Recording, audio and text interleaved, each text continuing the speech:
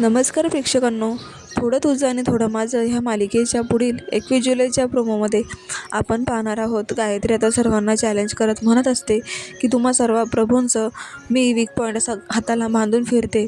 त्याच वेळेला गायत्री जात असते आणि तिच्या पायाला जोरात काच टोचते. ते आता ओरडते. त्याच वेळेला मानसी गायत्रीला ऐकवते की गायत्री बहिणी, तुम्ही असं दुसऱ्यांचे वीक पॉईंट शोधत बसलात ना तर जखम तुम्हालाच होईल. तेव्हा आता गायत्री म्हणते, मानसी माझ्या जखमेचा विचार तू करू नकोस. त्याच वेळेला तेजस म्हणतो की गायत्री वहिनी, पण मानसी तेजसला बोलू देत नाही. ती म्हणते की गायत्री वहिनी, जसं तुम्ही आमचा वीक पॉईंट शोधतात ना तसंच आम्ही सुद्धा तुमचा वीक पॉईंट लवकरच शोधणार आहोत.